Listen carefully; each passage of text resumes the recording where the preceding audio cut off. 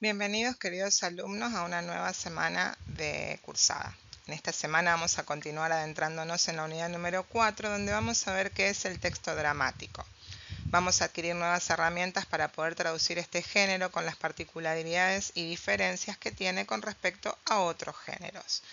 El texto teatral es una vía para decir cosas, una guía para las personas que van a dirigir, actuar, realizar la escenografía y todos los actores involucrados en montar una obra. Es solo una parte de todo lo que va a suceder, no es todavía teatro. En un guión teatral las indicaciones para aclarar ciertas necesidades técnicas para la escena son mínimas y pocas veces se describen los elementos que habrá en escena a menos que tengan una importancia para la trama o para la psicología de los personajes. Una obra teatral se define como un texto escrito para ser leído y representado. En él todo se deja anotado para las personas que van a dirigir, actuar o producir la obra. ¿Por qué pasa esto? Esto se debe a que cada quien debe interpretar la obra de acuerdo con su propia lectura de lo que el autor del texto quiso decir. La riqueza del teatro va a estar en las múltiples lecturas que van a derivar en diferentes montajes. Por ejemplo, cada uno tiene su propio Romeo y Julieta en la cabeza. Algunos lo han interpretado de acuerdo a su entorno social, otros de acuerdo a la época, otros han usado en vez de adolescentes a personajes adultos, otros los han traído a la modernidad en vez de que sean personajes de la Verona de Italia. A la hora de traducir un guión teatral, vamos a prestar especial atención a la ortotipografía. Vamos a trabajar con dos tipos de marcación que podemos usar en nuestras producciones. Una es la que propone Martínez de Sousa y por otro la que propone la Real Academia Española.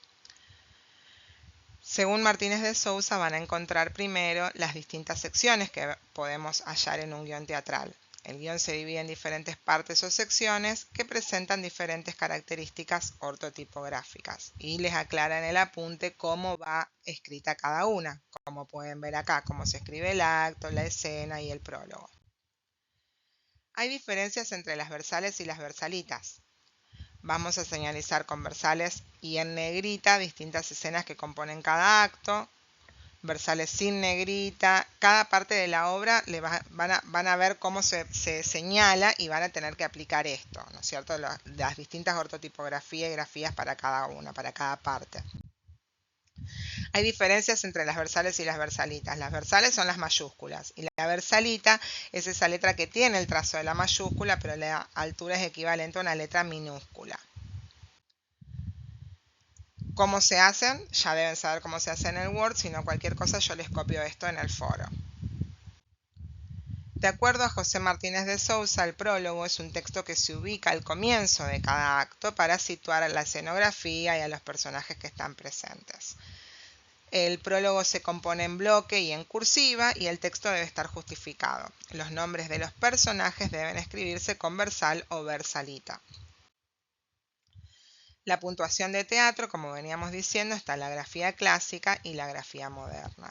Cada una tiene sus diferencias. Entonces yo lo que les recomiendo es que tomen los dos apuntes y hagan de última una tablita en Excel o en Word con las diferencias de cada una. Por ejemplo, cómo se escriben los nombres del nombre del personaje. ¿Va seguido de punto o no? Por ejemplo, acá en la grafía clásica sí, colocamos un punto luego del nombre del personaje que va a decir su parlamento. En la otra no. Entonces, esas cositas para ir teniendo las diferencias claras en la mente al momento de realizar nuestra traducción y que nos vaya siendo más fácil. En la grafía moderna, lo que acá les decía, después del nombre del personaje no aparece un punto. ¿Cómo va escrito la acotación? La acotación siempre se escribe en cursiva.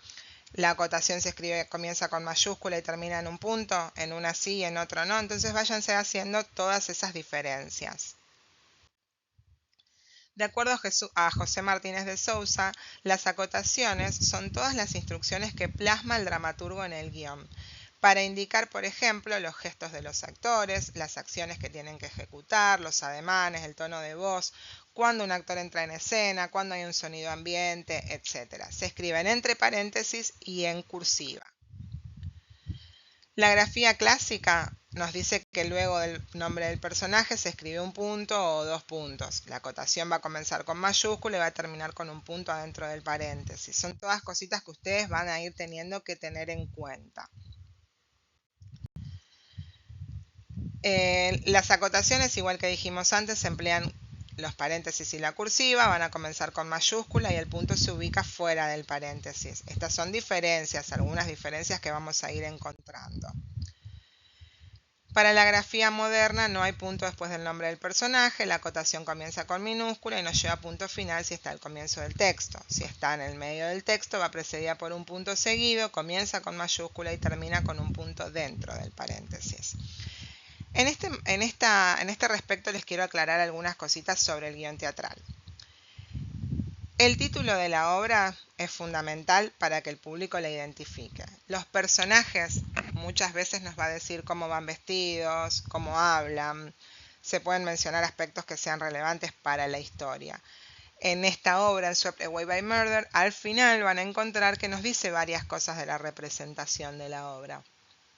Las acotaciones son uno de los elementos más importantes en un guión teatral, ya que nos van a dar pautas sobre los cambios del decorado, el movimiento, la disposición. A veces nos dice dónde se para el actor, qué pasa con las luces, los gestos que tiene que tener, cómo pronuncia ciertas palabras.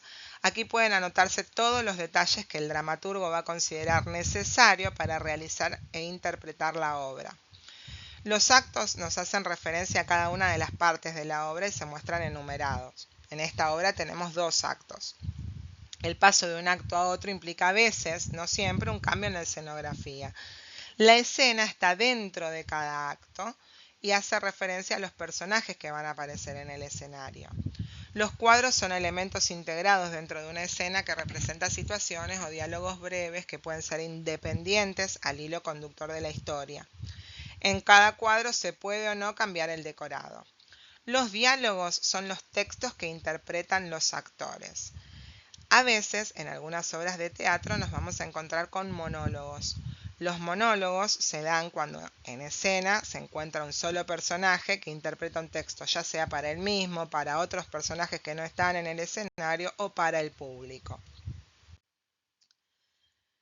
Entonces, lo importante es que sepamos las diferencias entre una grafía y la otra. Y lo súper importante es saber las diferencias entre cada una y ser consistentes, tener uniformidad en cuanto al estilo. Si elegimos la grafía moderna, la mantenemos a lo largo de toda nuestra traducción. Si elegimos la grafía clásica, también.